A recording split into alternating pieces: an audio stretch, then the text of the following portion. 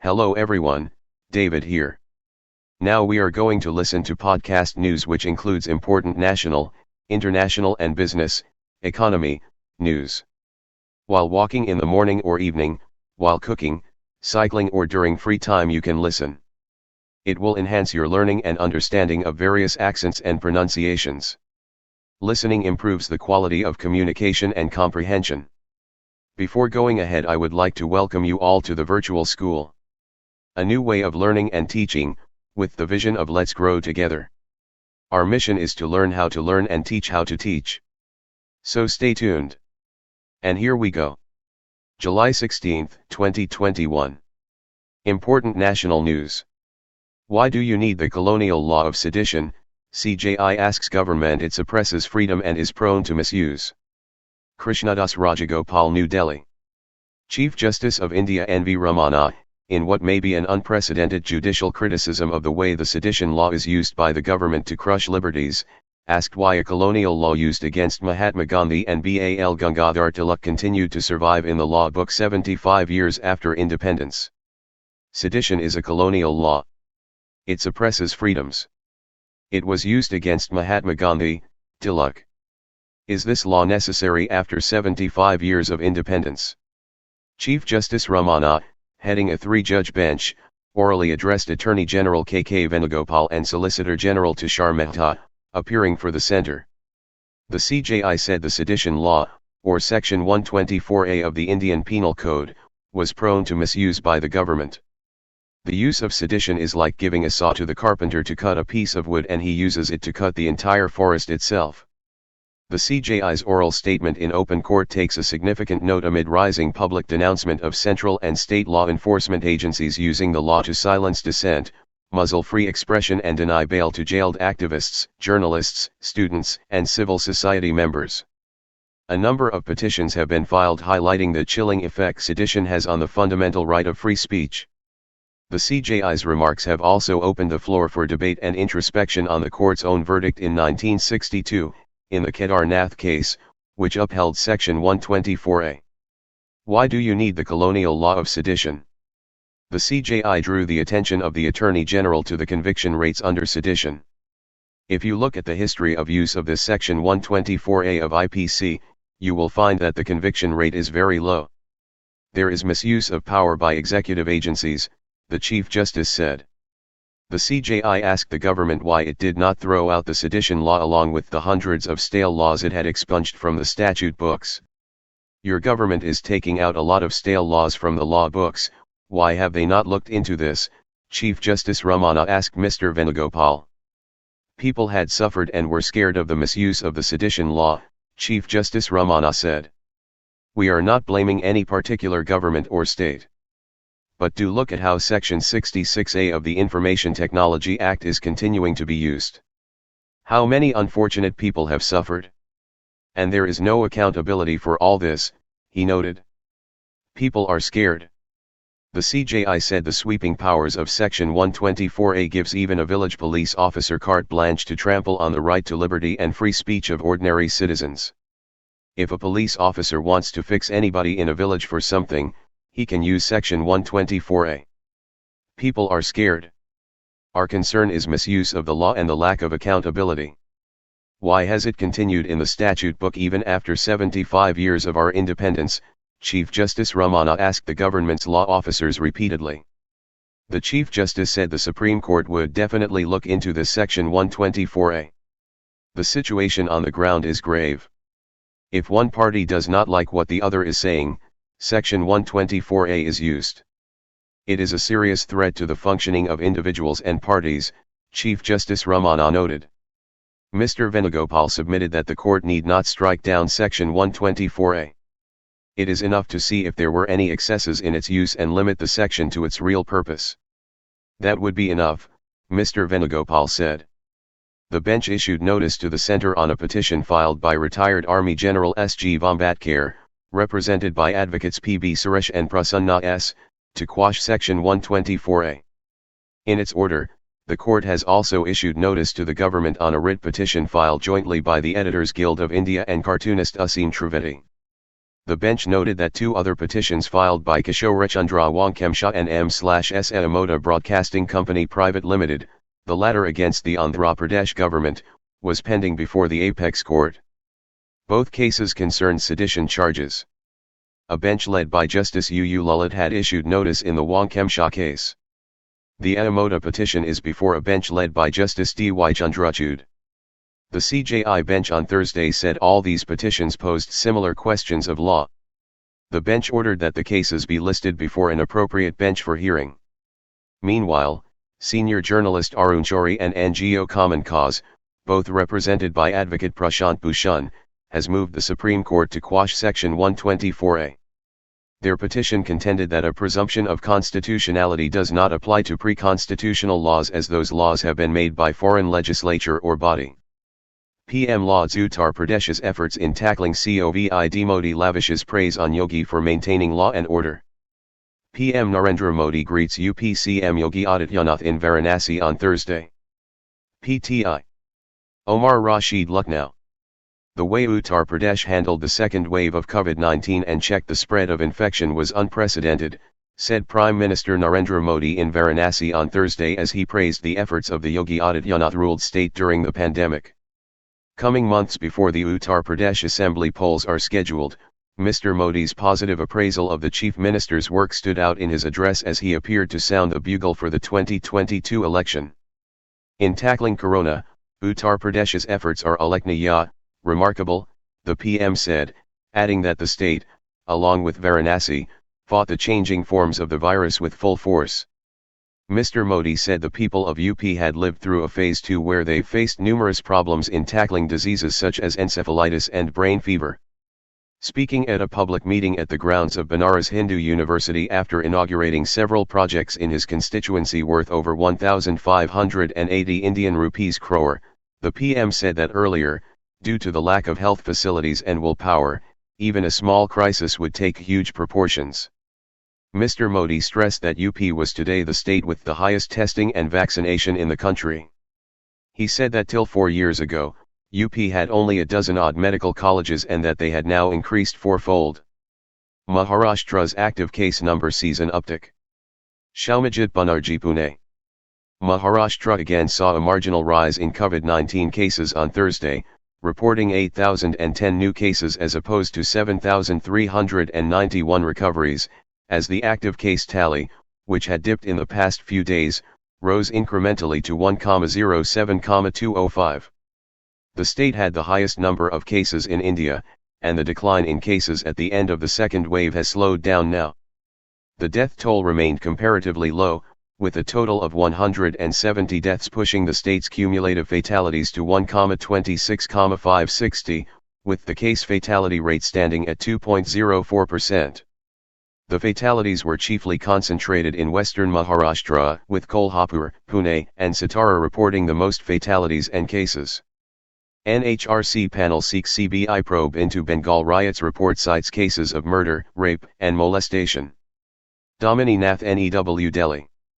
The National Human Rights Commission, NHRC, committee formed to investigate complaints of post-poll violence in West Bengal has recommended that cases of heinous crimes be transferred to the Central Bureau of Investigation, CBI. In its report to the Calcutta High Court on Monday, the panel said it received 1,979 complaints covering over 15,000 victims during its inquiry. The panel visited the state from June 24 to July 10. A large number of cases related to murders, rapes, molestation and vandalism received from local sources in West Bengal while the teams were camping there, the report said. The Calcutta High Court ordered panel, which was headed by NHRC member Rajiv Jain, concluded that the state government had exhibited apathy towards the victims.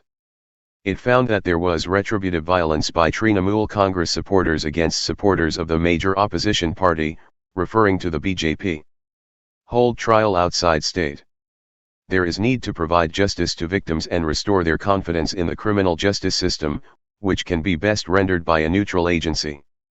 Hence, it is recommended that all heinous cases, including murder, unnatural deaths, rape, and grievous hurt, and complaints carrying these allegations, should be transferred to the CBI for investigation, the report said, adding that the trial of the CBI cases should be conducted outside West Bengal. The report said there had been 29 complaints related to murder and 12 cases of attempt to rape/sexual assault/molestation. Jaishankar meets Ghani, U.S. officials. Suhasini Haidar Tashkent. External Affairs Minister S. Jaishankar met Afghanistan President Ashraf Ghani and U.S. Deputy National Security Advisor and Special Envoys on Thursday. Discussed the situation in and around Afghanistan. Reiterated our support for peace, stability, he said. Booked under UAPA, Umar Khalid seeks bail. Court posts hearing for July 27. Umar Khalid. Staff reporter, New Delhi. A Delhi court on Thursday posted the hearing on the bail application of former Jawaharlal Nehru University, JNU, student leader Umar Khalid, arrested under the Stringent Unlawful Activities Prevention Act in connection with the Northeast Delhi riots, for July 27. Additional Sessions Judge Amitabh Rawat asked the prosecution to respond to Mr. Khalid's bail plea by the day following the hearing. Arrested September last. Mr. Khalid was arrested on September 13, 2020 in the Northeast Delhi riots case being investigated by Special Cell, where charges under the anti-terror law UAPA have been invoked. Besides Mr. Khalid, Jamia Millia Islamia student Asif Iqbal Tanha, JNU students Natasha Narwal and Devangana Kalata, Jamia Coordination Committee members Safora Zargar, former AAMI Party councillor Tahir Hussain, and several others, have also been booked under the UAPA. The Delhi High Court had recently granted bail to Mr. Tanha, Ms. Narwal, and Ms. Kalata in the UAPA case, saying the state had blurred the line between the right to protest and terrorist activity in its anxiety to suppress dissent. As farmers thronged borders, traders bore the brunt of stir. Unable to pay rent or bear other expenses, shopkeepers resorted to firing employees or taking kids out of school. Farmers at Shiv Market on the Singhu border on Thursday.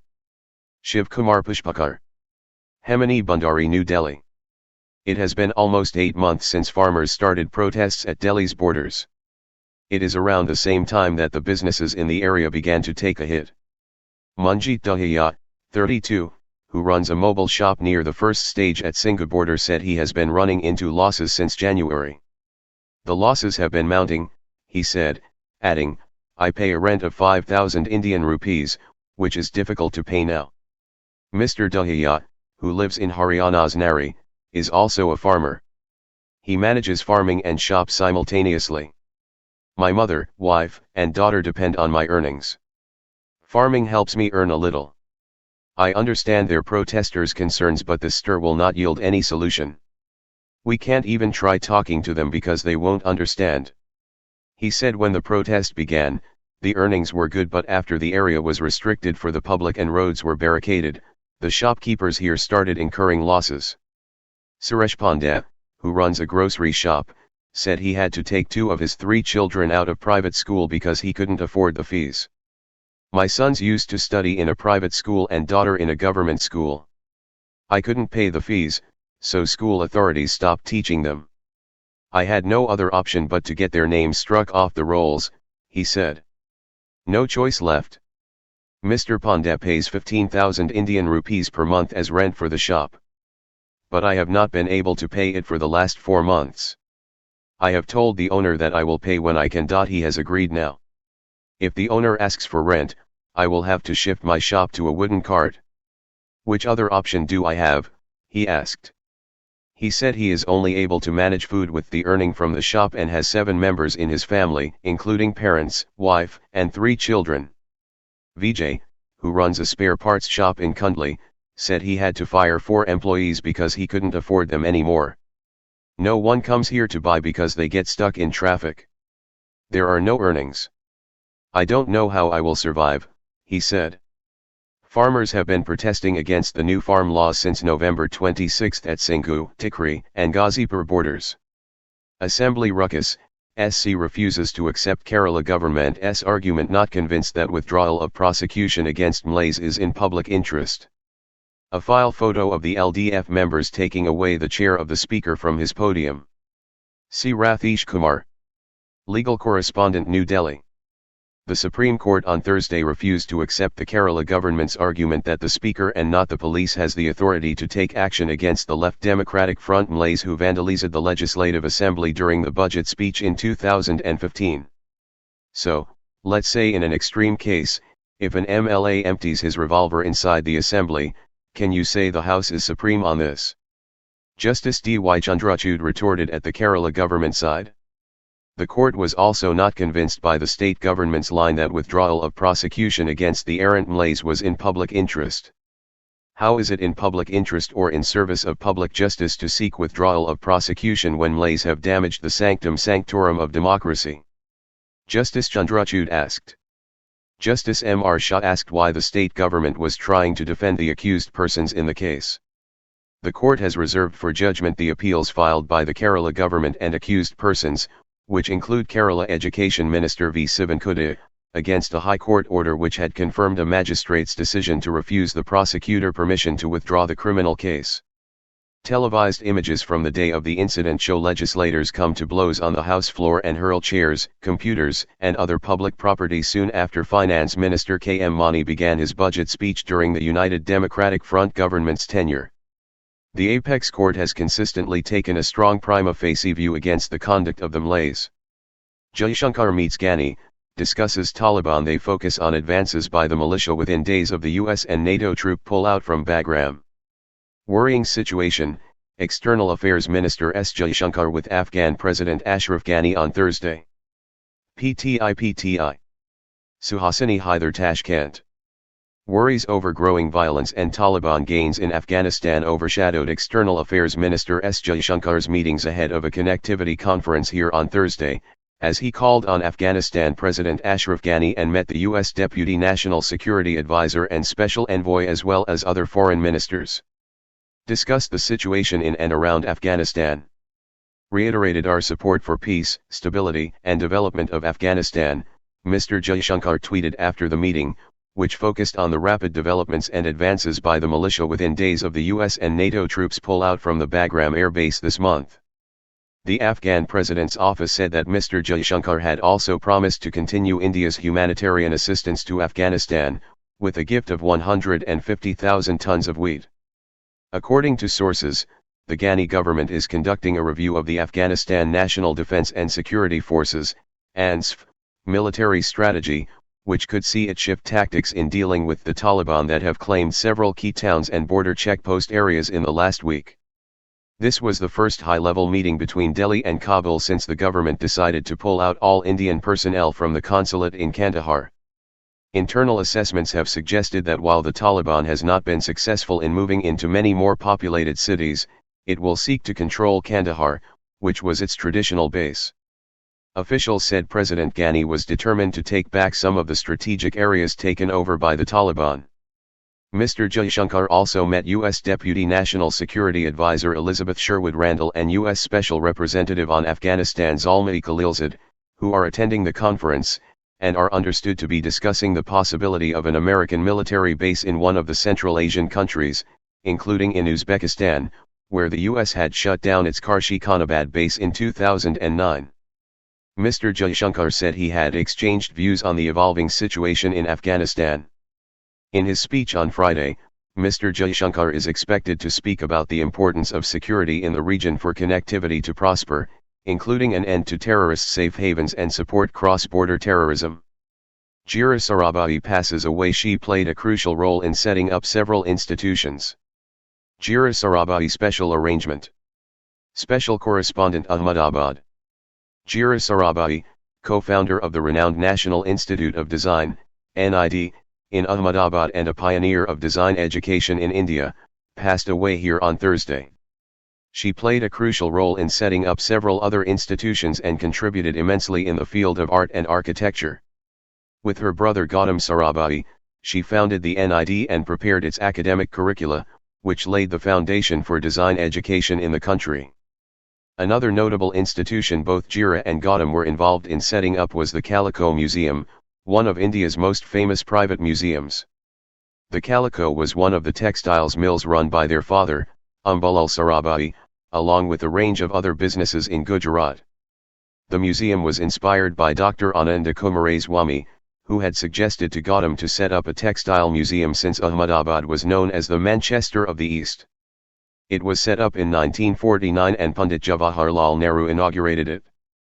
Jira's other brother, Vikram Sarabhai, and their family's contributions in setting up other institutions in Ahmedabad, the Indian Institute of Management, Ahmedabad, the BM Institute of Mental Health, and several institutes of the Gujarat University are well known.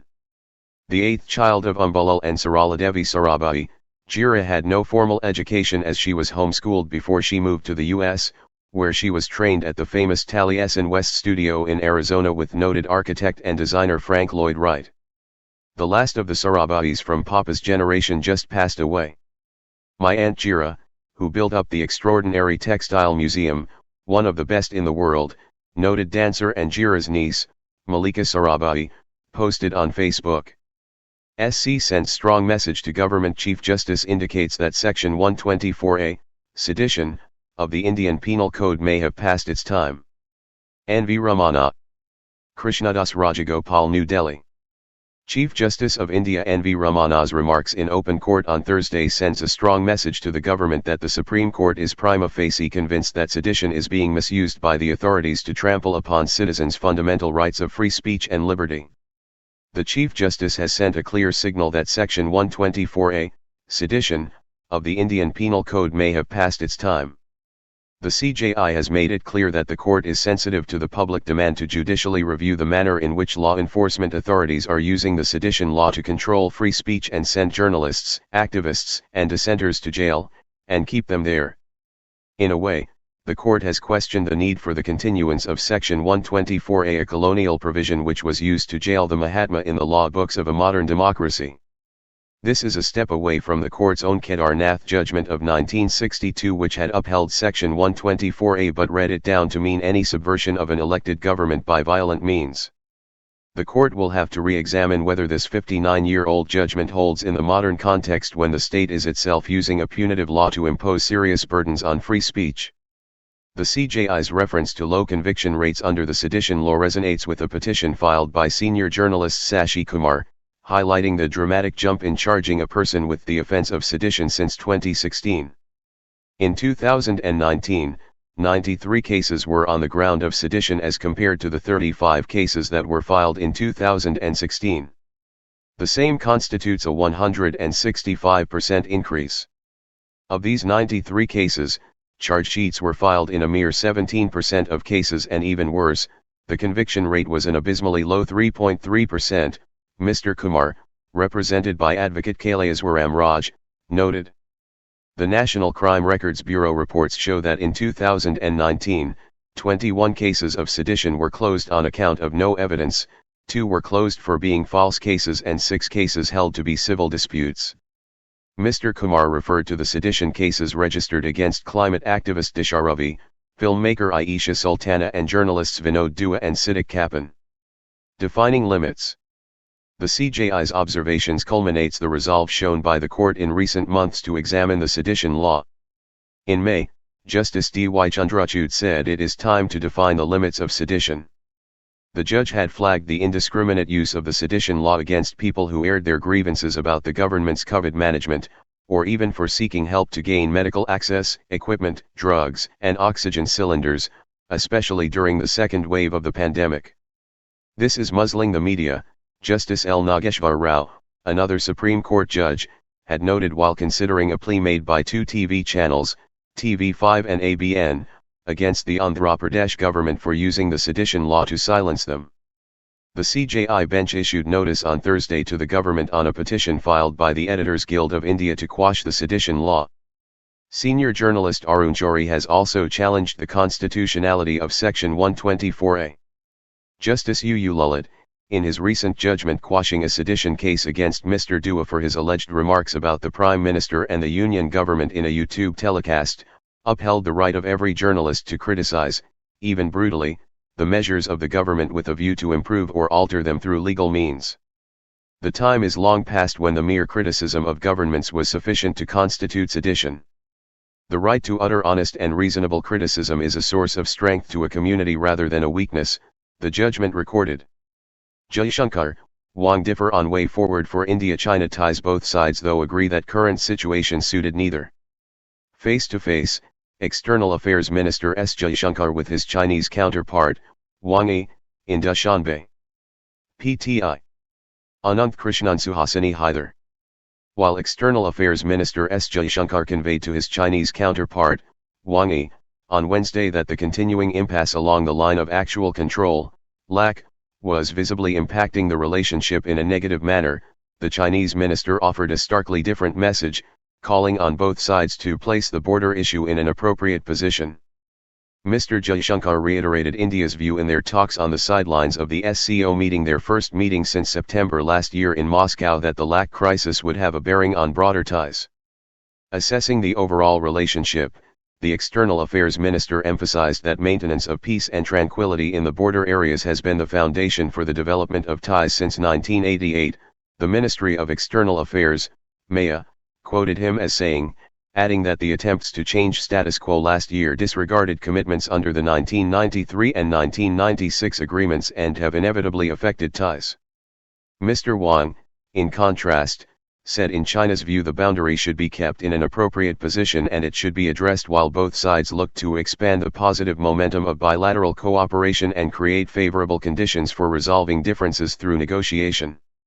He said cooperation should be the main theme of ties, while interaction should still be seeking mutual benefits and complementarity, pursuing healthy competition and avoiding confrontation. India has said normalcy in other areas of ties will not be possible until there is disengagement and then de-escalation along the border. Mr. Wang also repeated China's view that the responsibility does not lie with the Chinese side for the lack crisis, another point of difference. Both also differed in their assessment of how to tackle the remaining issues along the lack, with problems unresolved in several areas, including Dipsang, Dumkuk, Gagra and Hot Springs, after the February disengagement at Pangong Lake. Mr. Jaishankar said the successful disengagement in the Pangong Lake area earlier this year had created conditions for resolving the remaining issues and noted that the situation in remaining areas is still unresolved.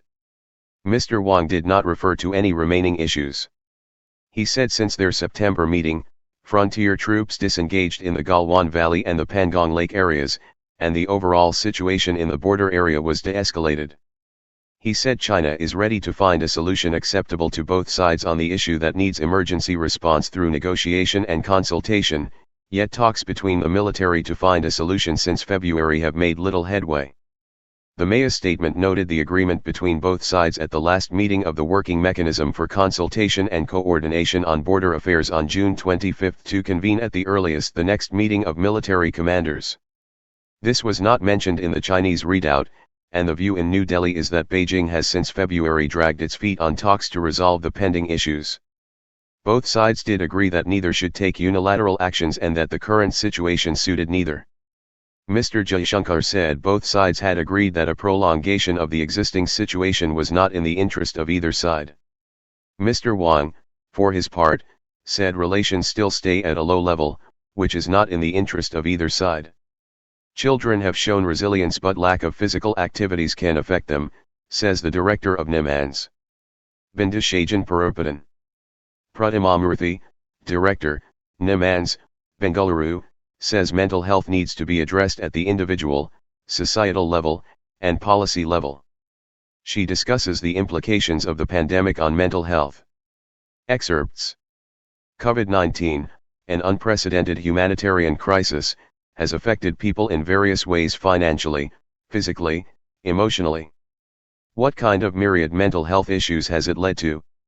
Initially, people's fears were about contracting the infection. They feared going out. There were worries about what kind of mask and protection was adequate. There were fears of contamination and people started sanitizing all grocery items. Subsequently, once it was clear that chances of surface transmission of the virus were uncommon, this fear subsided. But then during the second wave, the virus affected a lot more people, entire families got infected. It created panic. Then, generally, when a person is sick, family members rally around that person and provide a lot of care and support. Similarly, in case of death, family and friends come together to provide support to the aggrieved family. There are several rituals that take place, which in a way help deal with the loss. Lack of social support, particularly during grief, is very psychologically distressing. So, a lot of people are finding it difficult to come out of the trauma, some are facing repeated panic attacks. How has the pandemic affected the psychosocial health of children? Children have perhaps shown the maximum amount of resilience, as they are ones who had to make the maximum amount of change. They have not been able to go to school, they had to adjust to the new online medium of education. Then there are a large number of children who have no or limited access to even online education. We held a painting competition for children to explore how they managed the lockdown.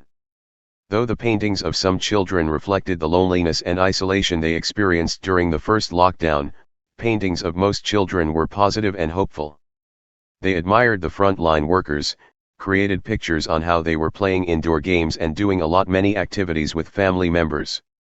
But when confinement became protracted, it became difficult for children to adjust to what we call the new normal. Older children faced uncertainty regarding their academic future. Lack of access to a lot of developmental activities, especially for children who were out of school, or those in vulnerable populations, can certainly affect their mental well-being. Another worry is too much exposure to consumer technology. During this prolonged confinement at home, children have started using technology for non-academic purposes, which can expose them to other influences such as gaming, gambling, pornography. Lack of physical activities, peer interaction, social gatherings can affect their physical development and cultural competency. Mental health seems to be emerging as a big concern. How can it be tackled, knowing very well that not many people seek help for mental illness in the country? There has always been a gap between the need and treatment for mental illness. Somehow, people never felt comfortable talking about their emotionality. And I think now that there is a greater awareness of more aspects of mental health among wider population, we too need to address it at an individual level, at the societal level, and at the policy level. First, people need to realize that just like the way they seek medical help for their physical illness, they need to seek help when they feel mentally distressed. Then, they also have to learn the ways to distress their mind, to deal with stressful situations. Then, mental health care must be integrated with physical health care. In fact, government's district mental health program is a step in this direction. Thank you. International news. Taliban offer truce for prisoner release. A 3-month ceasefire proposed. Pakistan confirms militants have seized Spin Boldak border crossing. Growing tensions, stranded people gather at the Pakistani border town of Chaman on Wednesday. AFP. Agence France-Presse Kabul. The Taliban have offered a 3-month ceasefire in exchange for the release of 7,000 insurgent prisoners, an Afghan government negotiator said on Thursday, as Pakistan confirmed the militant group had control of a key border crossing. It is a big demand, said Nader Naderi, a key member of the government team involved in peace talks with the Taliban, adding the insurgents also demanded the removal of their leaders' names from a United Nations blacklist. It was not clear how the government would react to the ceasefire offer, or how new it was, and it comes as the US accelerates the pace of a troop withdrawal due to be finished by August 31. A spokesman for the Taliban said he was only aware of the suggestion of a ceasefire over the forthcoming Eid al-Adha holiday. Mr. Naderi's revelation came as Pakistan security forces used tear gas on Thursday to disperse hundreds of people who tried to force their way across the border from Chaman to Spin Boldak in Afghanistan. On Thursday, Pakistan's foreign ministry confirmed the border crossing was in the hands of the Taliban. They have taken control of Spin Boldak border crossing, said ministry spokesman Zahid Hafiz Chaudhry, a day after the Taliban seized the town. The border was closed on Wednesday by Pakistan officials after the Taliban seized Spin Boldak. An unruly mob of about 400 people tried to cross the gate forcefully. They threw stones, which forced us to use tear gas, said a security official on the Pakistan side.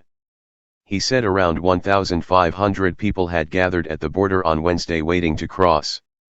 Jamadad Khan, a senior government official in Chaman, said the situation was now under control. An Afghan Taliban source told AFP that hundreds of people had also gathered on the Afghan side, hoping to travel in the other direction. A formal meeting to open the border is scheduled for today, and hopefully, it will open in a day or two, he said. Later on Thursday, a Pakistan official said the border would open on Friday. The crossing provides direct access to the Balochistan province in Pakistan, where the Taliban's leadership has been based for decades. U.K. will work with Taliban. Reuters.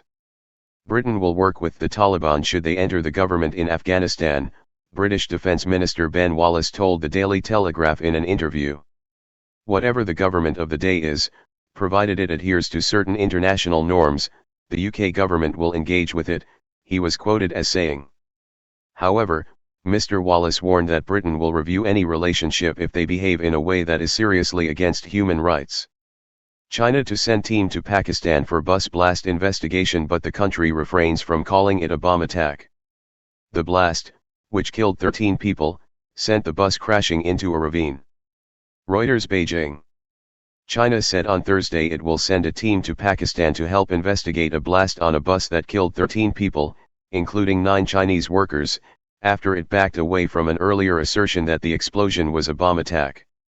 Zhao Jian, a Chinese Foreign Ministry spokesman, told a regular briefing that China would cooperate closely with Pakistan in the investigation. Wednesday's blast sent the bus crashing into a ravine in Khyber Pakhtunkhwa province in northwest Pakistan, where Chinese engineers have for several years been working on hydroelectric projects as part of Beijing's massive Belt and Road Initiative.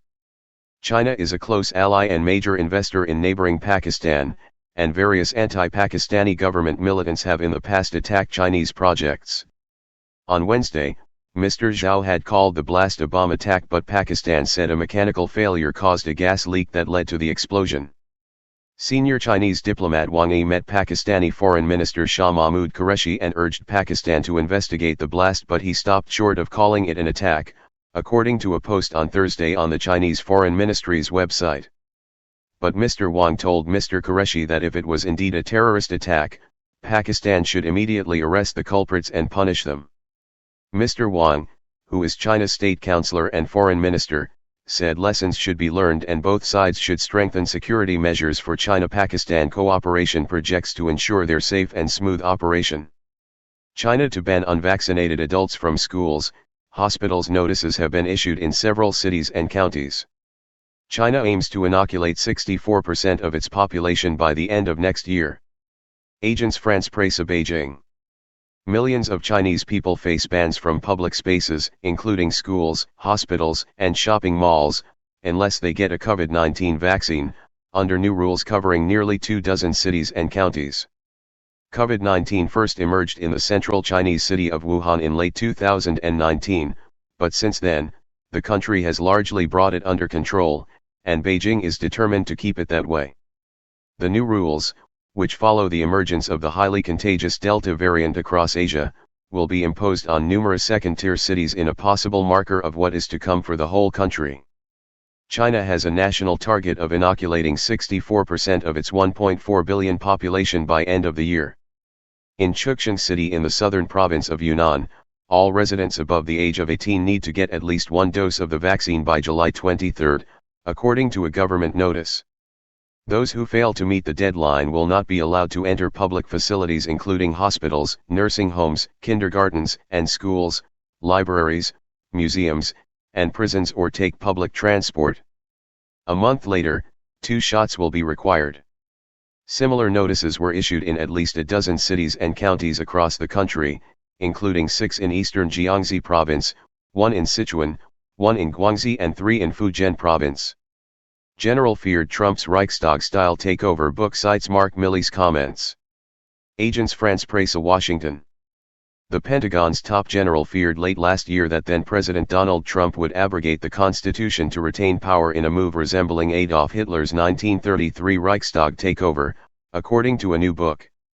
Joint Chiefs Chairman Mark Milley saw Mr. Trump's refusal to accept defeat to Joe Biden in the November election as a possible sign that he intended to retain power by any means, according to excerpts from the book by Washington Post reporters Carol Leonig and Philip Rucker that were reported by the Post and CNN on Thursday. This is a Reichstag moment. The gospel of the Führer, Mr. Milley told Pentagon aides, the authors report. In 1933, Hitler took advantage of a suspicious fire at the Reichstag, the German parliament, to suspend civil liberties and concentrate authority in his government, setting the stage for the Nazi consolidation of power. When Mr. Trump called for a march on Washington by supporters in November, Mr. Milley expressed worries that he was deploying brown shirts in the streets, the book says, referring to Hitler's violent followers. And as Mr. Trump persisted in claiming, with no evidence, that there was poll fraud and planned another rally on January 6, when his followers attacked the Congress, Mr. Milley schemed with other top officials to resign, one by one, to signal that they would not go along with any coup by the outgoing president. Polish judicial reforms illegal, rules EU Court. Warsaw has set up a disciplinary chamber at the Supreme Court in a sweeping overhaul of judiciary. Reuters. Brussels/Warsaw. The European Union's, EU, top court ruled on Thursday that Poland's system for disciplining judges undercuts the bloc's laws, part of an escalating battle over democratic rules that risks Warsaw losing some of its key development funding. Poland's ruling nationalists set up a disciplinary chamber at the Supreme Court in a sweeping overhaul of the judiciary already condemned by the Court of Justice of the EU in Luxembourg and the bloc's Brussels-based executive, which acts as the guardian of laws across the 27 member states. Reinforcing that, the ECJ ruled that the chamber does not provide all the guarantees of impartiality and independence, and, in particular, is not protected from the direct or indirect influence of the Polish legislature and executive. The ECJ had already told Warsaw to immediately stop all proceedings at the disciplinary chamber, but Poland's top court said on Wednesday the demand ran counter to its constitution and the country should not comply. It is an obvious conclusion for any Polish citizen that the constitution is the highest legal act, Polish Prime Minister Mateusz Morawiecki told reporters on Thursday. Both he and Justice Minister Zbigniew Ziobro said they considered the EU stance to be politically motivated. Cuba allows travelers to bring in food duty-free, announces decision in TV address. Agence France-Presse Havana. Travelers arriving in Cuba can now bring in food, medicine, and other essentials without paying customs, the government said Wednesday in a concession to angry and unprecedented street protests. Prime Minister Manuel Marrero said in a televised address there would be no limit placed on these goods coming in and the change will be in effect until the end of the year. Cubans took to the streets on Sunday over economic hardship marked by shortages of food, electricity, and other essentials. One of the demands was for people arriving in Cuba to be able to bring in food, medicine, and personal hygiene items without customs duties. Africa calls up troops to crush looting. Agence France-Presse Johannesburg. South Africa mustered its army reserves on Thursday in a bid to quell looting that has stoked fears of shortages and dealt a crippling blow to its already battered economy. All reserve members are to report for duty at first light tomorrow morning, July 15, 2021 at their respective units, Army Chief Lieutenant General Lawrence Mbetha said in orders issued overnight as the unrest entered its sixth day. Soldiers should report ready with their necessary equipment, the Defense Ministry said in a statement. On Wednesday, the government said it would call out around 25,000 troops to tackle the emergency, 10 times the number that it initially deployed. Police Minister Bheki Cele hailed the boost from the military, saying he was confident it would turn around the volatile situation in parts of KwaZulu-Natal province, the epicenter of the unrest. The unrest began a day after former President Jacob Zuma, who commands support from some of the country's poor, began a 15-month jail term on July 8. U.S. Senate votes to ban items from China's Xinjiang region. Bill gets unanimous consent in the upper chamber. Agence France-Presse Washington.